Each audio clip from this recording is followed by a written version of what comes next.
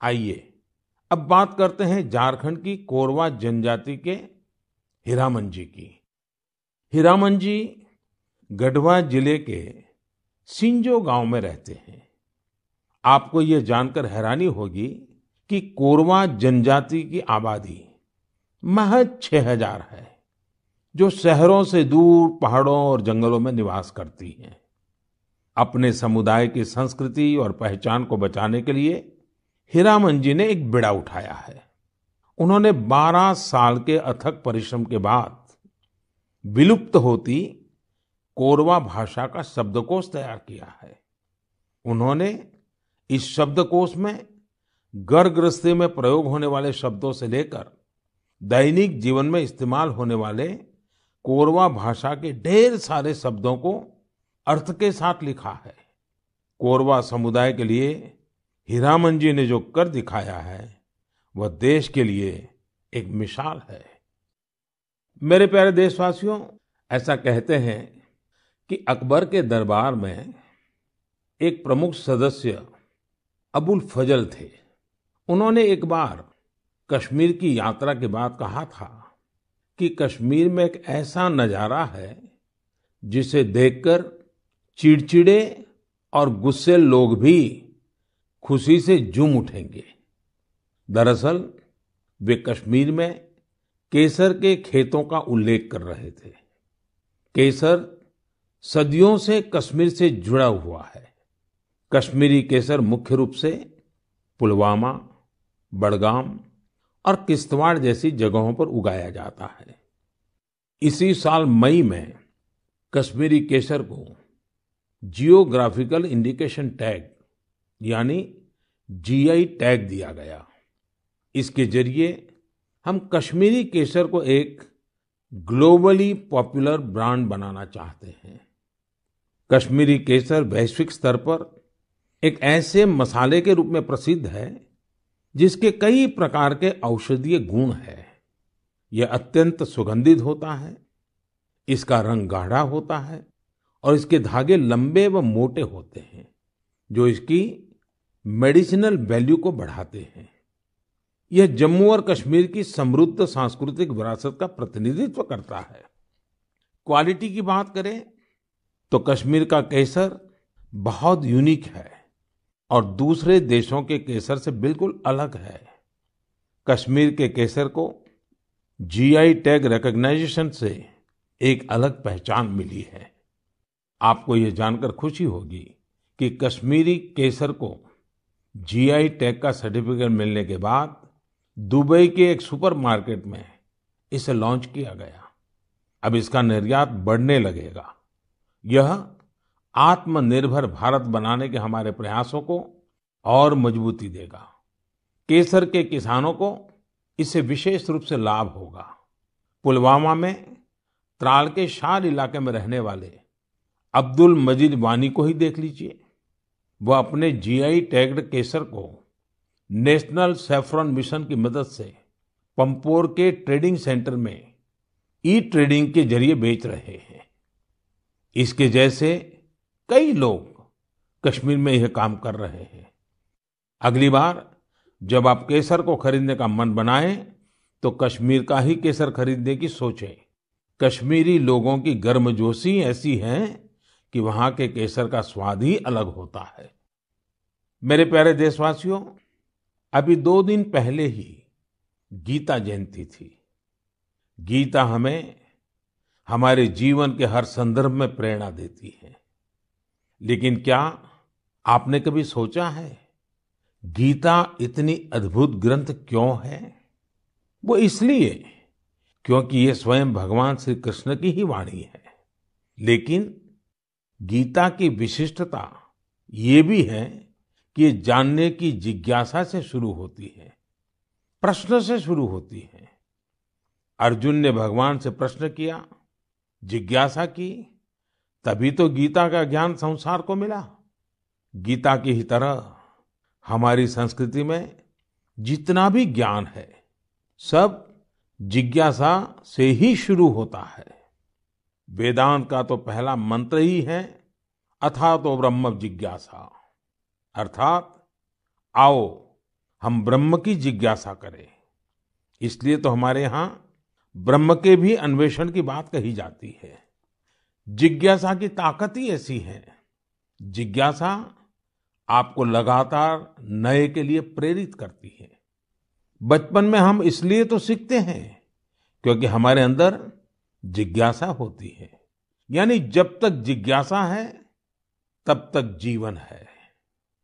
जब तक जिज्ञासा है तब तक नया सीखने का क्रम जारी है। इसमें कोई उम्र, कोई परिस्थिति मायने ही नहीं रखती।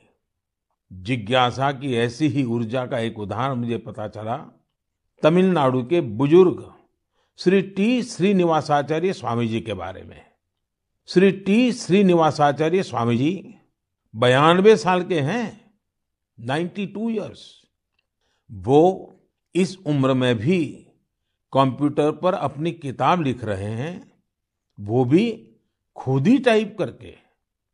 आप सोच रहे होंगे कि किताब लिखना तो ठीक है, लेकिन श्रीनिवासाचार्य जी के समय पर तो कंप्यूटर रहा ही नहीं होगा। फिर उन्होंने कंप्यूटर कब सीखा? ये बात सही है कि उनके कॉलेज के समय में कंप्यूटर नहीं था, लेकिन उनके मन में जिज्ञासा और आत्मविश्वास अभी भी उतना ही है जितना अपनी युवावस्था में था। दरअसल श्रीनिवासाचार्य स्वामी जी संस्कृत और तमिल के विद्वान हैं। वो अब तक करीब 16 आध्यात्मिक ग्रंथ भी लिख चुके हैं। लेकिन कंप्यूटर आने के बाद उन्हें जब लगा कि अब तो किताब लिखने और प्रिंट होने का तरीका बदल गया है, तो उन्होंने 86 साल की उम्र में, 86 की उम्र में कंप्यूटर सीखा, अपने लिए जरूरी सॉफ्टवेयर सीखे। अब वो अपनी किताब पूरी कर रहे हैं। साथियों, श्री टी श्रीनिवासाचार्य स्वामी जी का जीवन इस बात का प्रत्यक्ष प्रमाण है कि जीवन तब तक ऊर्जा से भरा रहता है जब तक जीवन में जिज्ञासा नहीं मरती है, सीखने की चाह नहीं मरती है। इसलिए हमें कभी ये नहीं सोचना चाहिए कि हम पिछड़ गए, हम चूक गए, काश हम भी ये सीख लेते। हमें ये भी नहीं सोचना चाहिए कि हम नहीं सीख सकते या आगे नहीं बढ़ सकते। मेरे प्यारे देशवासियों, अभी हम जिज्ञासा से कुछ नया सीखने और करने की बात कर रहे थे। नए साल पर नए संकल्पों की भी बात कर रहे थे। लेकिन कुछ लोग ऐसे भी होते हैं जो लगातार कुछ न कुछ नया करते रहते हैं, नए नए संकल्पों को सिद्ध करते रहते हैं।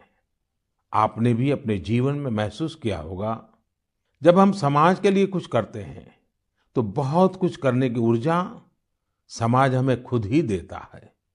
सामान्य सी लगने वाली प्रेरणाओं से बहुत बड़े काम भी हो जाते हैं। ऐसे ही एक युवा है श्रीमान प्रदीप सांगवान।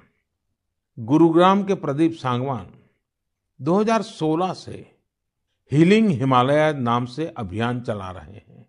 वो अपनी टीम और वॉलंटियर्स के साथ हिमालय के अलग अलग इलाकों में जाते हैं और जो प्लास्टिक कचरा टूरिस्ट वहां छोड़कर आते हैं वो साफ करते हैं। प्रदीप जी अब तक हिमालय की अलग अलग टूरिस्ट लोकेशन से टनों प्लास्टिक साफ कर चुके हैं। इसी तरह कर्नाटका के एक युवा दंपति है अनुदीप और मिनुषा। अनुदीप और मिनुषा ने अभी पिछले महीने नवंबर में ही शादी की है। शादी के बाद बहुत से युवा घूमने फिरने जाते हैं, लेकिन इन दोनों ने कुछ अलग किया। ये दोनों हमेशा देखते थे कि लोग अपने घर से बाहर घूमने तो जाते हैं, लेकिन जहां जाते हैं वहीं ढेर सारा कूड़ा कचरा छोड़कर आ जाते हैं। कर्नाटका के सोमेश्वर बीच पर भी यही स्थिति थी। अनुदीप और मिनुषा ने तय किया कि वो सोमेश्वर बीच पर लोग जो कचरा छोड़कर गए हैं उसे साफ करेंगे। दोनों पति पत्नी ने शादी के बाद अपना पहला संकल्प यही लिया। दोनों ने मिलकर समंदर तट का काफी कचरा साफ कर डाला। अनुदीप ने अपने इस संकल्प के बारे में सोशल मीडिया पर भी शेयर किया। फिर क्या था, उनकी इतनी शानदार सोच से प्रभावित होकर ढेर सारे युवा उनके साथ आकर जुड़ गए। आप जानकर हैरान रह जाएंगे, इन लोगों ने मिलकर सोमेश्वर बीच से 800 किलो से ज्यादा कचरा साफ किया है। साथियों, इन प्रयासों के बीच हमें ये भी सोचना है कि ये कचरा इन बीचीज पर, इन पहाड़ों पर पहुंचता कैसे है। आखिर हम में से ही कोई लोग ये कचरा वहां छोड़कर आते हैं। हमें प्रदीप और अनुदीप मिनूषा की तरह सफाई अभियान चलाना चाहिए, लेकिन उससे भी पहले हमें ये संकल्प भी लेना चाहिए कि हम कचरा फैलाएंगे ही नहीं। आखिर स्वच्छ भारत अभियान का भी तो पहला संकल्प यही है। हाँ, एक और बात मैं आपको याद दिलाना चाहता हूँ। कोरोना की वजह से इस साल इसकी चर्चा उतनी हो नहीं पाई है। हमें देश को सिंगल यूज प्लास्टिक से मुक्त करना ही है। ये भी 2021 के संकल्पों में से एक है। आखिर में मैं आपको नए वर्ष के लिए बहुत बहुत शुभकामनाएं देता हूं। आप खुद स्वस्थ रहिए, अपने परिवार को स्वस्थ रखिए। अगले वर्ष जनवरी में नए विषयों पर मन की बात होगी। बहुत बहुत धन्यवाद।